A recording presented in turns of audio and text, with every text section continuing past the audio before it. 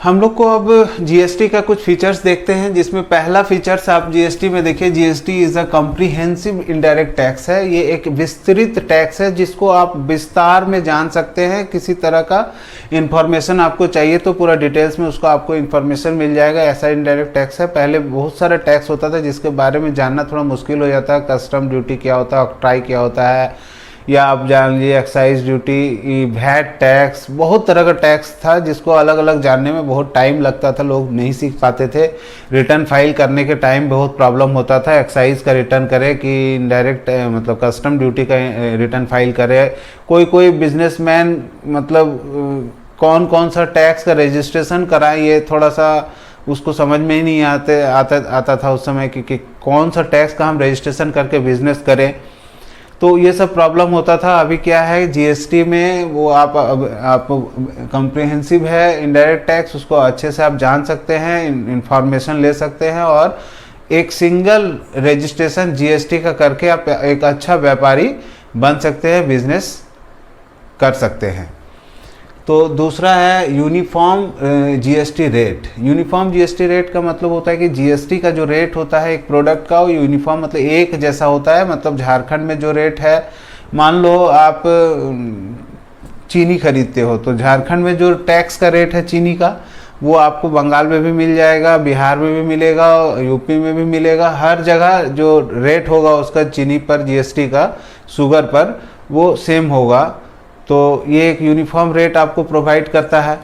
इससे पहले क्या होता था कि आप मतलब हर एक स्टेट अपना अपना टैक्स का रेट अलग अलग टाइप से डिज़ाइन करके अपना अलग अलग रेट डिफाइन किया हुआ रहता था, जिसमें क्या होता था कि जैसे मान लीजिए बिहार गरीब है, थोड़ा पिछड़ा स्टेट है, तो वो टैक्स ज़्यादा रखना चाहता था कि ताकि हमको ज़्यादा रेवेन्यू मिले, ज़्यादा टैक्स मिले, इससे हम अपना स्टेट का ज़्यादा विकास कर सके। इस चक्कर में क्या होता था, सामान का दाम बढ़ जाता था और जिनको खरीदना होता था वो बिहार से नहीं खरीद के, गुजरात बहुत तेज स्टेट है, बहुत व्यापार के मामले में बहुत आगे डेवलप किया हुआ है, एडवांस है, तो वो लोग समझ गया कि बिहार में रेट ज़्यादा रखा है तो गुजरात में हम लोग क्या करेंगे, रेट को कम कर देंगे। तो जो इन्वेस्टर है, जो व्यापारी है, वो गुजरात आके सामान लेके जाएंगे क्योंकि उनको सस्ता पड़ेगा।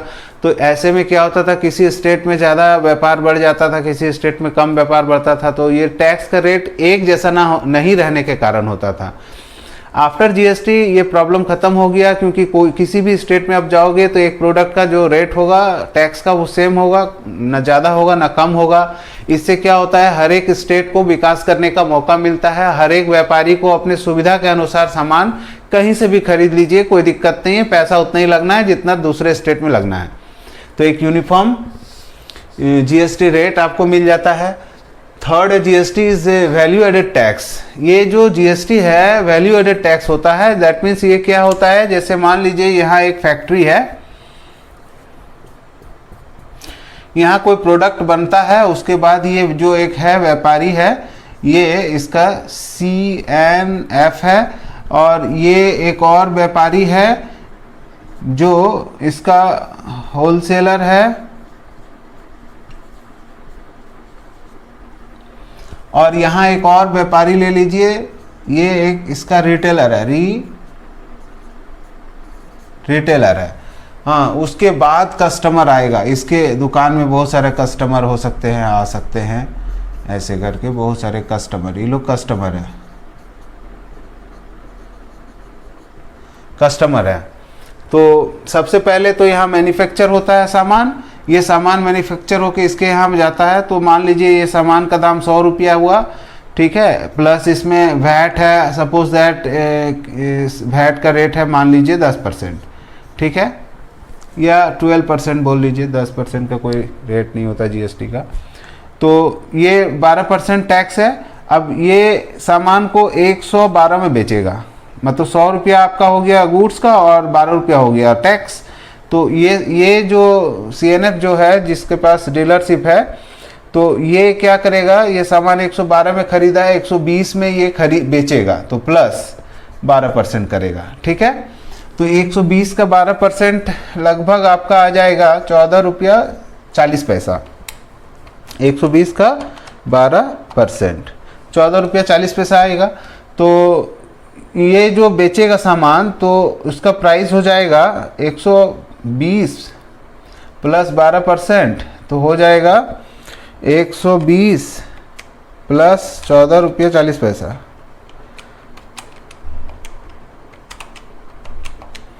तो ये पड़ेगा इसका 134.40 पैसा।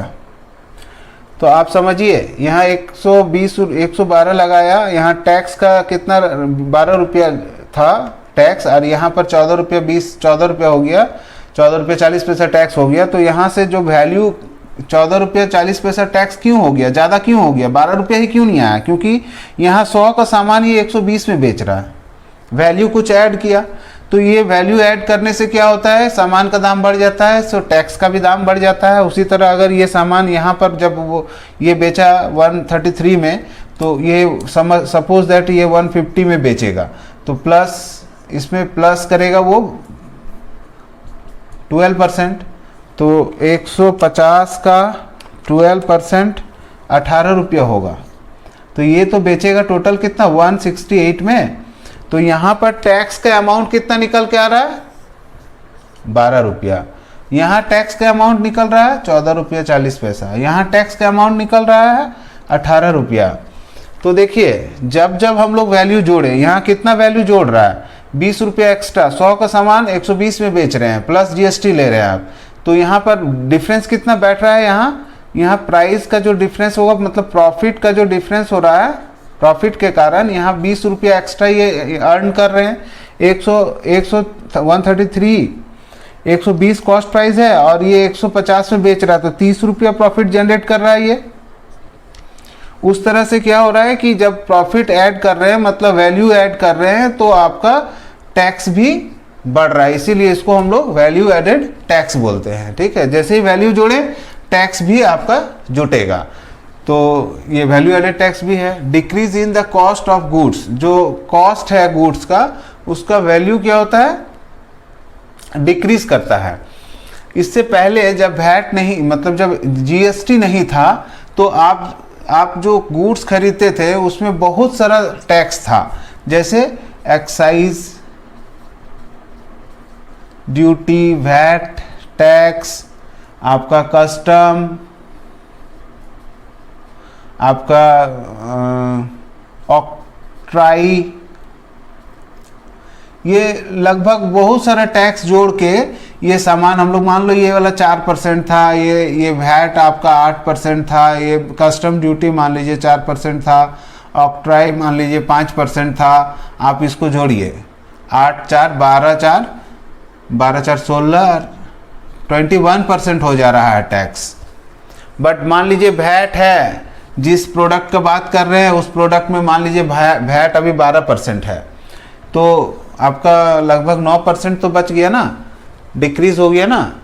परसेंट को लेके अभी और हम लोग पढ़ेंगे आगे। फिलहाल आप ये समझ लीजिए कि इस तरह से टैक्स अगर पहले लगाते थे गवर्नमेंट लोग, तो हम लोग को 21% पड़ता था, और अभी अगर उस प्रोडक्ट का 12% अभी रेट है, तो समझो दोनों में कितना अंतर हो गया, 9% का प्राइस में डिक्रीज हो गया ना, प्राइस कम पड़ेगा कस्टमर को 9%। Reduction in the tax aviation, इसका मतलब क्या होता है, जो टैक्स में पहले चोरी होता था, टैक्स में पहले बहुत सारा टैक्स का क्या होता था, मतलब व्यापारी लोग चोरी कर लेता था टैक्स, मतलब लेता था कस्टमर से मगर गवर्नमेंट को देता ही नहीं था। कस्टमर को जाली बिल दे देता था, डुप्लीकेट बिल दे देता था, और कस्टमर से टैक्स वसूल कर लिया, और उस प्रोडक्ट पर वो टैक्स भरता ही नहीं था। ठीक है, तो इसके कारण क्या होता था, पहले टैक्स चोरी करने का मौका मिल जाता था। मगर अभी ऐसा कोई दिक्कत नहीं है, आप जीएसटी आने के बाद टैक्स चोरी नहीं कर पाएंगे, क्योंकि जब आप सामान खरीद रहे थे, यहाँ पर जब सामान आप यहाँ खरीद रहे थे, तो आपको टैक्स दे के नहीं ये खरीदा, फिर ये टैक्स अपना वसूल किया, फिर इसको दिया, फिर ये टैक्स वसूल किया, फिर इसको देगा, फिर ये टैक्स वसूल करेगा तो इसको देगा। सब टैक्स का बोझ किसके ऊपर आएगा, कस्टमर के ऊपर आएगा, इसलिए उसको बोलते हैं कस्टमर कष्ट से मरते रहता है। और इस तरह से जो टैक्स हम लोग कर रहे हैं, तो जब ये टैक्स दे के माल खरीदा तो आपको बिना टैक्स दिए तो नहीं ना खरीदेगा। और सबसे पहला जो इसमें बहुत अच्छा बात जो है वो गवर्नमेंट को पहले ही टैक्स मिल जाता है, मैन्युफैक्चरर से ही टैक्स मिल गया गवर्नमेंट को। आप पहले क्या, जीएसटी से पहले क्या होता था कि टैक्स पहले मैन्युफैक्चरर लोग नहीं भरते थे, ये सामान ऐसे ही बिना टैक्स का इसको बेच दिया, बिना टैक्स का इसको बेच दिया, बिना टैक्स का इसको बेच दिया। अब इसके ऊपर जिम्मेदारी रहता था कि आप कस्टमर से टैक्स लेके भरिए। और ये लोग क्या करते थे, ऑलमोस्ट टैक्स नहीं पे करते थे और सामान आ जाता था। ठीक है, तो इससे क्या होता था, टैक्स का चोरी हो जाता था। मगर अभी का सिस्टम में टैक्स का चोरी होना मुश्किल है। एक और इसका जो एडवांटेज है लास्ट में, tax system become more transparent. ये एकदम सही बात है कि ये सिस्टम जो है जीएसटी का बहुत ट्रांसपेरेंट है, आप पूरा इसमें पारदर्शिता है, आप कहीं से भी आप इसको आप देख सकते हैं, किसी भी व्यापारी को आप पहचान सकते हैं कि ये कितना सेल करता है, कितना टैक्स भरता है, ये कहीं से भी पता चल सकता है। जैसे आप इसको यहीं से पता चल जाएगा। मान लीजिए यहाँ पर से यहाँ जो मैन्युफैक्चर होता है 100 प्रोडक्ट इसको बेचा, ये 100 प्रोडक्ट लेके इसको बेचेगा, फिर ये आया इसके पास। तो अब क्या है, ये बंदा बोलता है, ये रिटेलर जो है ये बोलता है कि मेरा तो उतना सेल नहीं है, हम तो उतना सामान बेचे नहीं, तो मेरे पास इनकम कहाँ से होगा, मेरे पास जीएसटी का पैसा नहीं है, हम मतलब ऐसा कुछ छुपा के नहीं रखे हैं, गवर्नमेंट का हम कुछ मतलब चोरी करके नहीं रखे हैं, अब जमा नहीं किए टैक्स, ऐसा ये इसका बोलना है रिटेलर का। अगर रिटेलर के यहाँ बुक्स ऑफ अकाउंट नहीं है, मान लो वो प्रॉपर बुक्स ऑफ अकाउंट नहीं रखता है, तो इनकम टैक्स वाला या जीएसटी वाला जो ऑफिसर जाएगा, इंस्पेक्टर जाएगा, वो इसके बुक्स ऑफ अकाउंट तो है नहीं, दुकान में देख के समझ में नहीं आ रहा है कि ये सामान रखा है कि बेचा है, क्योंकि गोदाम तो बहुत सारे जगह पर रखते हैं ये लोग, तो नहीं पकड़ पा रहे हैं। तो जो इंस्पेक्टर वो क्या करेगा, डायरेक्ट आ जाएगा होलसेलर के पास और बताएगा कि इस रिटेलर का आप कितना सप्लाई किए हैं, उसका बिल दिखाओ हमको।